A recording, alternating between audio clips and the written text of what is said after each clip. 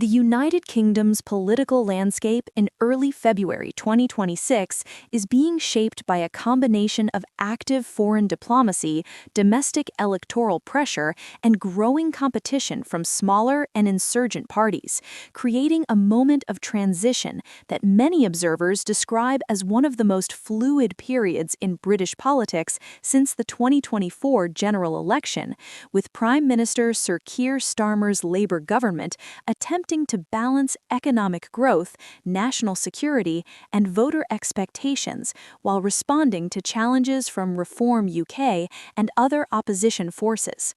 One of the most significant recent developments has been Starmer's high-profile visit to China, the first such trip by a British Prime Minister in several years, which produced a visa-free travel arrangement allowing UK citizens to visit China for up to 30 days without a visa, a move expected to boost tourism, trade, and business links, and which government officials say will make it easier for British firms to access Chinese markets, while the talks also resulted in progress on trade barriers, including reductions on tariffs affecting British exports such as whiskey and other goods, and China agreed to lift previous travel restrictions imposed on several UK lawmakers, steps that the government has presented as evidence of a pragmatic reset in relations after years of tension and limited engagement.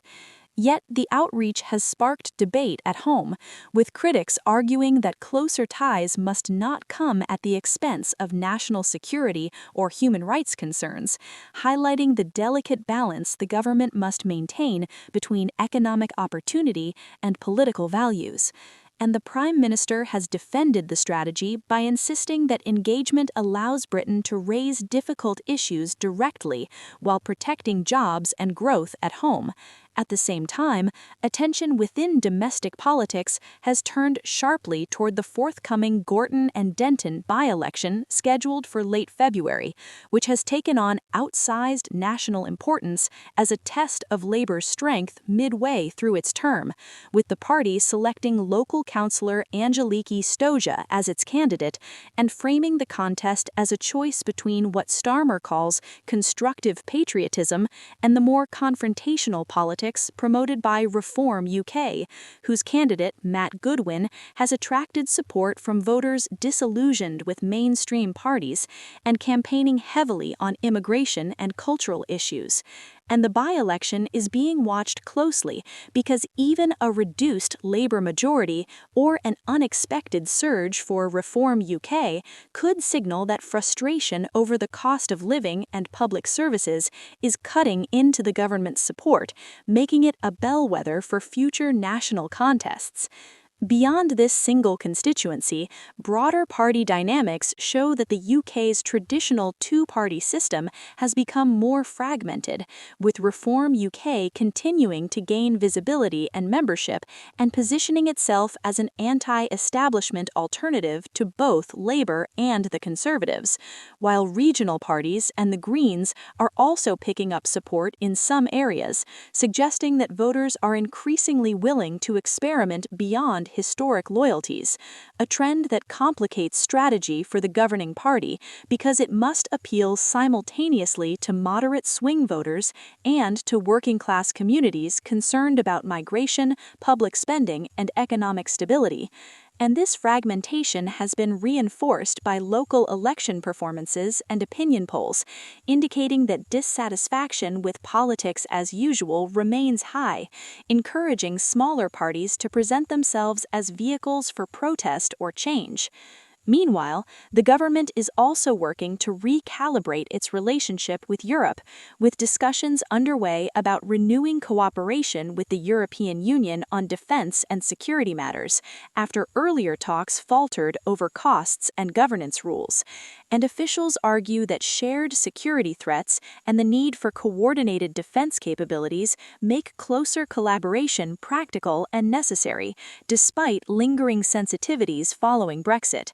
And Starmer has publicly suggested that the UK should be prepared to go further in strategic and economic cooperation with European partners, where it benefits British jobs and stability, a stance that supporters describe as pragmatic, while critics warn against any perceived erosion of sovereignty, reflecting how Brexit continues to shape political debate years after the formal departure. Yet the government appears determined to focus on outcomes rather than ideology, seeking smoother trade, better defense coordination, and stronger diplomatic ties where possible. Alongside foreign and constitutional matters, everyday economic concerns remain central to public opinion, with many households still feeling pressure from high living costs, housing expenses, and stretched public services, issues that dominate conversations across the country and influence voting behavior more than grand diplomatic achievements. And the government has promised targeted relief measures, investment in infrastructure, and reforms intended to stimulate growth, but critics argue that improvements are not yet reaching ordinary families quickly enough, creating a sense of impatience that opposition parties are eager to exploit, particularly on immigration, where debate remains intense over border control, asylum processing, and small boat crossings. And ministers stress that international cooperation and tougher enforcement will reduce irregular migration while preserving legal routes for workers and students. Yet the topic continues to generate strong emotions and shapes much of the political messaging from both government and challengers. Taken together, these developments illustrate a country navigating complex choices, with its leadership attempting to project competence and stability on the world stage through deals with major powers like China and renewed European engagement, while also fighting for trust at home through local contests and economic promises. And the coming months are likely to determine whether Labour can consolidate its authority or whether rising alternatives such as Reform UK will translate growing visibility into electoral breakthroughs, because each by-election result, policy announcement, and diplomatic initiative feeds into a broader narrative about direction and confidence in government. And for many voters, the question is not only which party governs, but how effectively it can deliver tangible improvements in daily life while safeguarding national interests, meaning that British politics at this moment is less about ideology alone and more about performance, credibility, and responsiveness, a dynamic that ensures continued volatility and makes every new development, from foreign agreements to local ballot boxes, part of an evolving story about the country's political future.